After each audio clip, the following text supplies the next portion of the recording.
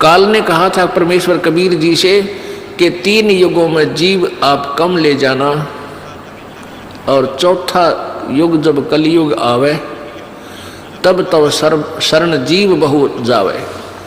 ऐसा वचन हर मोय दीजै, तब गवन संसार ही कीजै।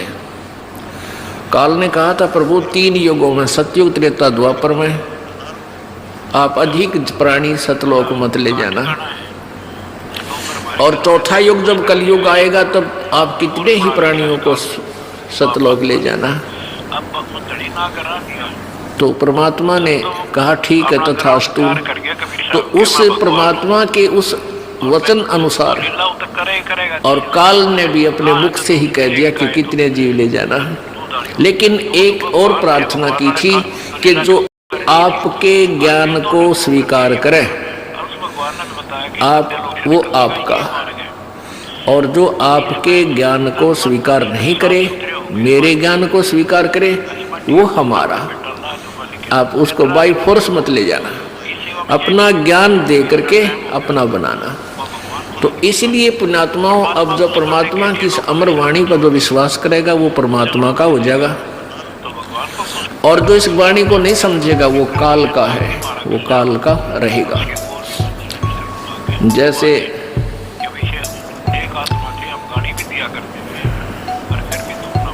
ये कोयल होती है, कोयल ये अपना अलग घोंसला बना के अपने अंडे उत्पन्न नहीं करती, क्योंकि ये कौवे जो होते हैं वो कोयल के अंडों को खा जाते हैं। वो क्या बुद्धिमता करती है कि मादा कौवी जो होती है, मादा कौवा, कौवी, वो जहाँ भी उसने अंडे उत्पन्न कर रखे होते हैं घोंसले में, जब वो कहीं इधर उधर चुगा चुगने जाती है, आहार के लिए बाहर जाती है, तो मादा कोयल तुरंत वहां जाकर के अंडे उत्पन्न कर देती है। 2 उस कौवे के होते हैं, कौवे के अंडे होते हैं, और 2 कोयल के। अब वो कौवी वापस आती है, वो देखती है 4 अंडे हैं, वो पहचान नहीं पाती है मेरे कौन से हैं, इसलिए वो चारों के चारों की परवरिश कर देती है, उनको सेक करके मैच्योर बना देती है, बच्चे निकाल देती है। अब कोयल और काग के बच्चों में कोई अंतर नहीं होता जब तक वो छोटे होते हैं, और शराब पीता है। अब माता जो कोयल होती है वो देखती रहती है घर में आवे पता लियो कि तेरे बच्चे इस घोंसले में हैं और इन चरवा मत हैं। वो भी नहीं पहचान पाती है कि मेरे कौन से हैं। अपनी तरफ से सारे काम सेट करती है। जब वो बच्चे कुछ उड़ने लग जाते हैं और दूर दूर तक बढ़ाती है, उड़कर वापस आते हैं, वो देख लेती है कि अब ये सैर सपट्टा करने लायक गए और मैं नहीं खाता रोटी। तो फिर वो दूर वृक्ष पर बैठ के अपनी बोली बोलती है, कुहू कुहू कुहू। जो कोयल वाले बच्चे होते हैं वो अपनी माँ की बोली को पहचान जाते हैं, वो ऐसे ऐसे करते हैं। और कौवे वाले का बामा भी कोनी, वो तो बेड़ा के बीन बजाई जा रही है। अब काग वालों के बच्चों, काग वाले बच्चों के उस वाणी का प्रभाव नहीं हो रहा, और कोयल वालों का हो गया। उन्होंने देखा कि ये आवाज़ उधर से आ रही है, तो वो कोयल वाले बच्चे उड़कर उस आवाज़ की तरफ चल पड़ते हैं,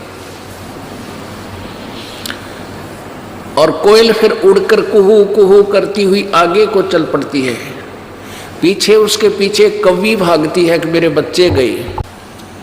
अब पीछे से कौवी भी उड़ती है उस अपने बच्चों को के पीछे कि मेरे बच्चे गए। वो कोयल बोलती हुई दूर तक चली जाती है, वो बच्चे भी उस कोयल की आवाज़ सुनकर उसके पीछे पीछे दूर तक चले जाते हैं। वो कौवी वापस आ जाती है कि ये तो गए सो गए, कहीं उन मेरे दूसरे बच्चों को कोई हानि ना पहुंचा दे।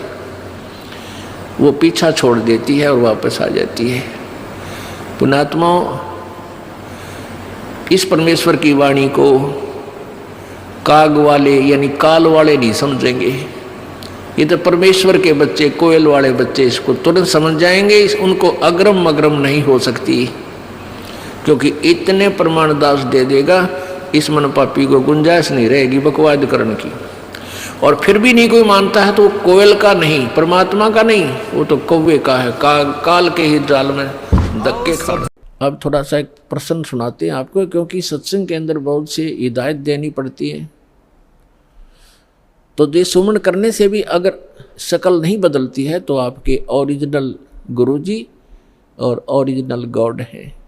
को किसी ने ऐसा ज्ञान नहीं दिया जैसा आप बता रहे हो, तो परमेश्वर ने कहा कि ये ज्ञान भी बताया जाता है लेकिन तुम नहीं मानते हो। अब तो तुम मान रहे हो, क्या नीचे इन बातों को मान लेते जो आज मैं कह रहा हूँ और मैं यही बताने के लिए जा रहा हूँ?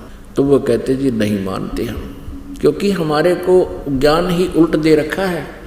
तब परमात्मा ने कहा कि जब तुम जाए धरो जग देहा, जब तुम जाए जगत में धरो नर देहा, तब तुम करना मेरे इस सत शब्द स्नेहा।